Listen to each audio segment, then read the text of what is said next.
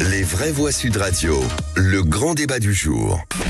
Je pense qu'un changement est nécessaire. On a atteint la fin d'une séquence. Et je pense que c'est pas plus mal qu'il change de cette équipe de bras cassés en grande partie. À chaque fois que Emmanuel Macron est en difficulté, il remanie le gouvernement. Écoutez, ça agite la classe politique macroniste, mais franchement, les Français s'en moquent. J'ai un scoop pour vous. Je connais le nom du Premier ministre, Emmanuel Macron. Et son ministre de la Défense, ce sera Emmanuel Macron. Son ministre de la Culture, ce sera Emmanuel Macron. Parce que soyons clairs, ça ne changera rien. Et donc, remaniement ou pas, les bruits vont bon train depuis ce week-end sur un changement de gouvernement, voire du Premier ministre. Emmanuel Macron va-t-il garder Elisabeth Borne à Matignon? Un nom se démarque depuis une heure, celui de Gabriel Attal, qui pourrait devenir le plus jeune Premier ministre de l'histoire de France. On attend la confirmation ou pas, Philippe. Et pour vous, est-ce que Gabriel Attal est le meilleur postulant de la majorité pour Matignon? Est-ce qu'il peut redonner d'ailleurs un nouvel élan à la majorité?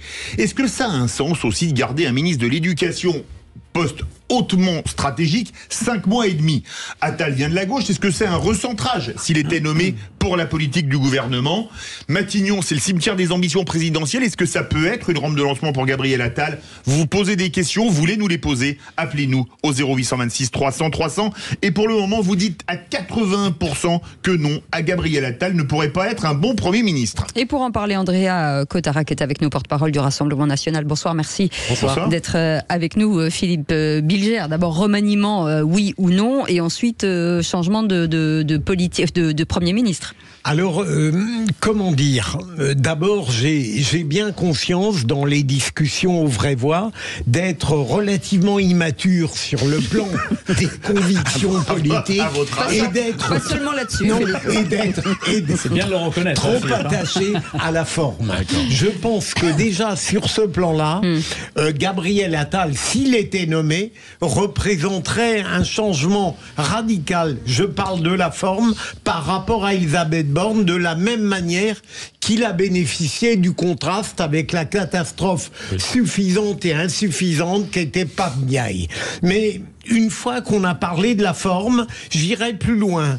Peut-être ai-je un faible pour lui, mais je pense qu'il peut apporter une sorte de vent frais, d'air neuf, qui n'est pas complètement indifférent à la chose politique dans ses profondeurs. Et il me semble que si c'était lui, pour une fois, ce serait relativement bien joué de la part du président de la République, alors avec les joutes, les rapports de force qui, évidemment, se développeraient pour 2027.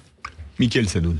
Moi, sur la forme, je ne suis pas en contradiction totale avec ce que vient de dire Philippe. Évidemment, Gabriel Attal est un des rares ministres de la Macronie qui n'a pas trop fait de faux pas depuis son arrivée, depuis sa nomination par Emmanuel Macron, alors qu'il est quand même arrivé jeune. On peut lui en faire grâce. Par contre, sur le fond, ça n'acte pas un changement de ligne politique. En plus, je trouve que, franchement, Gabriel Attal jouit d'une popularité qu'il ne mérite pas. Sincèrement. Parce que ses prises de position dans l'éducation nationale sont relativement consensuelles. Que ce soit sur l'abaya ou sur le fait de remettre les savoirs fondamentaux au centre de l'école, je veux dire, ça fait quand même des années que Marine Le Pen ou Éric Zemmour le disent. Quand c'est eux qui le disent, c'est un peu moins sexy. Bon, ça, il faut le reconnaître. Mais, les élites saluent Gabriel Attal parce qu'ils avaient honte de voter pour Éric Zemmour et Marine Le Pen pendant toutes ces années. Moi, je pense sincèrement qu'il y a de ça. Dès qu'une prise de parole politique un petit peu courageuse est prise soit par la majorité, soit par les Républicains, soit par un parti dit républicain, les élites sautent sur lui en disant « Ah bah ça y est, enfin quelqu'un le dit ». Bon ben d'accord, mais en fait ce qu'il disait, tout le monde le dit depuis 10 ans, 20 ans. Par ailleurs, la difficulté au ministère de l'Éducation nationale, ça n'est pas de dire les choses, c'est ensuite de les implémenter, de les faire faire. Ah oui, ça c'est un autre sujet. D'où le nom de mammouth. Et sur ce plan-là, Gabriel Attal n'a pour le moment rien prouvé. Les professeurs ont encore une conception libérale de la laïcité et ça va être très difficile d'implémenter toutes les mesures qu'il veut implémenter. Jean-Michel Fauvergue. Sur la nécessité d'avoir des têtes nouvelles et de repartir sur des choses un peu plus dynamiques. Bien évidemment que c'est une nécessité. En plus, on a eu quand même quelques ministres qui ont eu la sensation qui ont eu l'envie de démissionner et qui sont pas allés jusqu'au bout de leur démarche. Ça permettra en faisant un changement de leur donner raison et de les écarter. Ça a été assez énervant. Je reviendrai là-dessus d'ailleurs tout à l'heure. Ça, c'est la première chose. La deuxième chose, sur avoir quelqu'un de jeune, de dynamique, quelqu'un qui a, moi je pense, implémenté assez rapidement au ministère de l'Éducation nationale. Effectivement, tout le monde disait la baya, faut arrêter. Enfin, tout le monde disait, sauf ceux qui avaient le pouvoir. Lui, il avait le pouvoir, il l'a fait. Et à un certain moment, ça prouve quand même qu'il y a des choses importantes. D'autres l'ont dit, effectivement aussi. Mais bon, soit ils n'avaient pas le pouvoir et ils n'ont pas pu le faire. Soit ils ont eu le pouvoir et ils n'ont pas fait. C'est ça que je le disais, oui. Une voix dissonante avec nous. Andrea Cotarache, vous êtes porte-parole du Rassemblement national. Est-ce que finalement, nonobstant le peu de mérite que lui trouve Mickaël Sadoun, Gabriel Attal, la marque qu'il a laissée en 5 mois et demi rue de Grenelle, c'est pas le meilleur postulant pour la majorité? Mais moi, je vous rejoins. C'est-à-dire que Gabriel Attal est populaire quand il reprend des propositions du Rassemblement national. Quand il interdit la baya, paf, il devient populaire. Quand il fait un semblant de mener une guerre à l'islamisme, paf, il est populaire. Quand il explique qu'il faut revenir sur les savoirs fondamentaux au vu des résultats catastrophiques du classement PISA, de dégringolade du savoir dans les questions, il est populaire. En réalité, là où par contre je ne suis pas d'accord, c'est que on voit quelqu'un qui a un visage un peu poupon, jeune, on dit paf, c'est le renouveau, bravo Emmanuel Macron. C'est faux. De quoi parle-t-on? Gabriel Attal, il faisait partie de la fameuse bande de Poitiers. Vous savez, où il y avait Monsieur Houillet, où il y avait Monsieur Séjourné. C'était les premiers fidèles, ceux qui ont fait exploser le mouvement avec des ralliements à tout va. En réalité, aujourd'hui, c'est l'inverse. On a une Macronie qui est bunkérisée autour de ses plus fidèles et anciens soutiens. C'est une Macronie fatiguée et en fin de règne. C'est l'exact inverse, contrairement à ce qu'on pourrait penser à première vue. Vous avez vu Daudigné, Philippe? Oui, non, mais parce que évidemment c'est tout à fait intéressant. C'est vrai, pour les origines, personne ne doute des origines de Gabriel Attal, qui vient de la gauche, qui est socialiste, qui s'est construit un destin sans jamais cacher son ambition. Mais la grande différence avec beaucoup de médiocres, c'est que son ambition est plausible. Deuxième élément, et là, Mickaël, je ne suis pas totalement de votre avis et non plus du vôtre, ça n'est pas par rapport au programme du Rassemblement national qu'il faut comparer ce qu'il a fait en 5 mois. C'est par rapport à la frilosité, par rapport à l'éducation nationale dans son propre camp. Oui. Non, Pape Ndiaye était, vous me direz, il est facile de briller quand on a un ministre suffisant et discutable avant, mais je crois que dans son camp, il représente un espoir. D'accord. Oui. 0826 300 300, bougez pas, Jean-Michel Fauvergue, ce sera à vous dans un instant. Chantal qui est avec nous, notre auditrice. Chantal, une réaction peut-être sur Gabriel Attal ou sur le remaniement en général? Le remaniement, de toute façon, je pense que dans tous les cas, ça va pas changer quelque chose. On a beau sortir un miracle, ça sera pas. On prend les mêmes et on recommence. Ça va pas changer grand-chose. Et j'adhère tout à fait à ce qui a été dit précédemment. Et je pense qu'il est très jeune, certes, mais bon, un ministre qui est là depuis 4 ou 5 mois dans un poste, si à chaque fois on l'échange, comment voulez-vous que ça puisse apporter un résultat? Et je trouve que tout ça, c'est voilà, on brasse, on recommence, mais ça changera strictement rien. Et là, on a besoin de gens qui aient le courage de monter au créneau et de faire vraiment des réformes. Donc, tant qu'on n'en aura pas, voilà. Et le peu bien sûr qu'il a été obligé de quand même prendre des mesures en ce qui concerne la baya, en ce qui concerne 2-3, parce que quand on voit la catastrophe qui se passe, enfin l'ambiance qu'il y a dans les écoles maintenant, les problèmes, les professeurs qui sont donc agressés en permanence. Enfin, bon, il faut qu'il y ait quelqu'un qui arrive, qu'il y ait quand même un peu de poigne, pour pas dire autre chose, et que ça change. On a besoin de gens qui quand même aient le courage de monter au créneau. Donc là, on a un gouvernement qui de toute façon passe son temps. Enfin, je trouve, moi, je suis très dur, mais si vous voulez, on se croirait en royauté. Non, mais parlons vrai, Chantal. C'est le principe de Sud Radio. La royauté est terminée et il y en a assez d'entretenir tous ces gens. Je suis désolée, moi, je n'ai aucune appartenance à aucun parti politique. Mais vous auriez aimé qui, vous, Chantal, en Premier ministre ou en Première ministre? Je virerais les 3/4 et je reprendrais des gens neufs, du 109. Ah d'accord. Donc, voilà. Okay. Parce que tous ces gens-là, c'est copinage à tout niveau, magouille, et il y en a ras-le-bol. Mais c'est qui pour vous les exemplaires qui sont bons? Alors Attal sort peut-être du lot. Chantal. Alors attendez, Jean-Michel, oui. Un nom peut-être. Elle dit qu'Attal sort du lot quand même. Ah bon, d'accord. Okay. Jean-Michel Fauvergue. Là où je suis, alors je suis pas tout à fait d'accord sur tout ce que nous dit l'auditrice, mais là où je suis assez d'accord avec elle, c'est que dans un gouvernement, mais quel qu'il soit, que ce soit celui maintenant ou les gouvernements d'avant, on retient 2-3 noms maximum, 2-3 noms maximum. Oui. Pourquoi ? Parce qu'il y a 2-3 personnes qui incrémentent et qui frappent l'opinion publique ou qui incarnent naturellement et aussi. Qui incarnent et voilà et qui ont un certain charisme. Et voilà, là on retient Darmanin, on retient le ministre de la Justice éventuellement, on retient Attal. Voilà, on a le Bruno Le Maire, etc. On retient 2-3 noms et c'est vrai que ça donne l'impression que les autres font rien. En fait, en réalité, je pense qu'ils bossent et enfin, j'en suis sûr.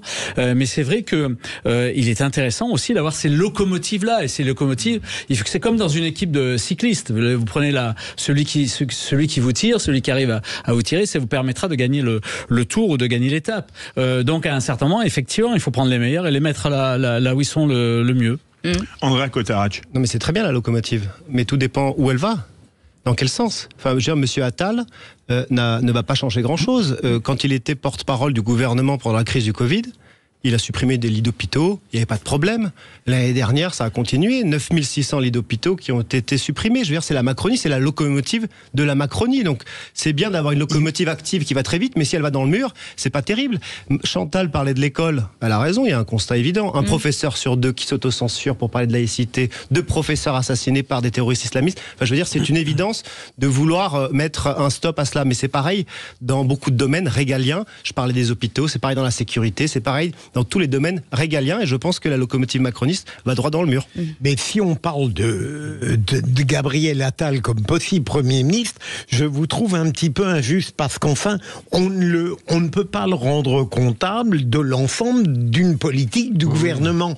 À partir du moment dans les postes qu'il a occupés, il me semble avoir changé les choses. Vous me direz, porte-parole, c'était facile par rapport à celle qui précédait. Au budget non plus, il n'a pas fait une grande réforme particulière. Mais je veux dire, là où il est passé, lui, en tant que ministre, il a réussi. De mon point de vue.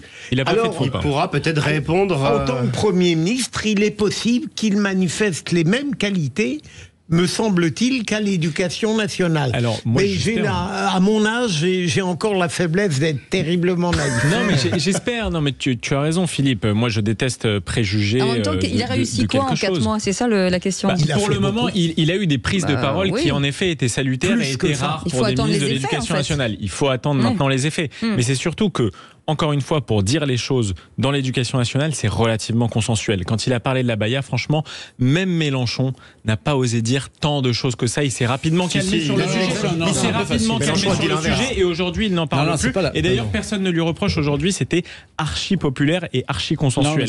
Maintenant, s'il veut aller au bout des choses en coordonnant différentes politiques, la police, la justice, l'immigration, en ayant les mêmes paroles de fermeté qu'il a eu comme ministre de l'Éducation, là, ça va lui demander beaucoup plus de courage par rapport à son passé politique. Est-ce qu'il sera capable de se mettre à dos tous ses anciens amis du PS ? Est-ce qu'il sera capable vraiment de se mettre dans un risque social par rapport à ce qu'il pense ? Parce que quand il abordera la question de l'immigration, s'il est Premier ministre, là, ça va commencer à chauffer pour lui. Je pense qu'à un certain moment, il faut arrêter, en politique comme ailleurs, à partir du moment où les choses sont faites et sont réussies, et que les prédécesseurs ne les ont pas faites et par conséquent ne les ont pas réussies, et à partir du moment où les choses sont faites et sont réussies, il faut arrêter de dire bon, c'était un peu facile, parce que c'était pas facile du tout. C'était pas facile du tout dans cette ambiance de prendre ces mesures-là. Donc il les a prises, il les a réussies. Rendons-lui hommage pour ça. Et si les premiers ministres demain, eh bien, on verra au résultat. Mais arrêtons de penser que effectivement, on devrait aller directement dans le mur parce que non, peut-être il y a une dynamique qui va peut-être s'instaurer, et c'est ça qui est important. Peut-être. Est-ce que ça va changer quelque chose finalement, ce remaniement, si toutefois il y a remaniement ? Écoutez, sous la Macronie, qu'est-ce qu'on peut espérer finalement ? Sous la Macronie, je crois qu'on a vécu 4 ou 5 gouvernements déjà depuis 2017. Qu'est-ce qui a réellement changé ? Y a-t-il une véritable rupture lorsqu'on a changé de Premier ministre ? Alors il y en aura peut-être une, c'est que M. Attal pourra répondre sans fiche aux députés lors des questions au gouvernement. Ça c'est vrai, je vous le reconnais. Pour le reste, je veux dire, tous les feux sont au rouge. Aujourd'hui, tous les feux sont au rouge. Et ça n'a pas empêché M. Attal de participer à ces gouvernements, de porter la parole de ce gouvernement, de féliciter la parole de ce gouvernement. Et d'ailleurs, il sera peut-être, on ne sait pas encore, remercié par Emmanuel Macron en le nommant Premier ministre. C'est encore une fois une Macronie qui est en fin de règne. C'est une équipe resserrée autour du chef de l'État qui continuera dans sa politique qu'on connaît maintenant depuis presque 10 ans. Allez, le mot de la fin. On ne peut pas dire que Sacha Houlié était dans le bunker macroniste depuis quelque temps. Mais allez, Philippe Bilger. Là où je vous trouve très injuste tout de même, c'est que on discute d'une personnalité qui a un passé politique et qui a démontré depuis 6 mois, et là je ne vous rejoins pas, c'est pas que du verbe ce qu'il fait. Je ne parle pas de la baya, je parle des sanctions lors des minutes de silence, un certain nombre de choses, et donc... il me semble que vous avez une sorte d'hésitation à reconnaître que, exceptionnellement, dans ce gouvernement, il y a quelqu'un qui suscite des enthousiasmes, voire des adhésions bien au-delà de son propre camp. Et d'ailleurs, du côté du Rassemblement national également. Et en ce qui concerne les fiches, même dans les oppositions les plus dures, les leaders parlent avec des fiches. On l'a déjà vu. Le Premier ministre, vous savez comme moi, vous avez regardé comme moi les questions au gouvernement. Marine Le Pen a des fiches souvent. Non, mais l'attitude de Madame Elisabeth Borne, répétant la même chose, lisant, ne sachant même pas apparemment ce qu'elle lit sur ses fiches, c'est quand même un niveau rarement vu sous la Ve République. C'est comme si vous compariez un animateur médiocre avec Philippe David. Merci beaucoup Andréa Cotarac d'avoir été avec nous, porte-parole du Rassemblement national. Vous restez avec nous, dans un instant on va jouer avec Chantal qui est avec nous face à nos éditorialistes du jour, à Philippe Bilger avec Mickaël Sadoun et Jean-Michel Fauvergue. Qui c'est qui l'a dit dans un instant. À tout de suite.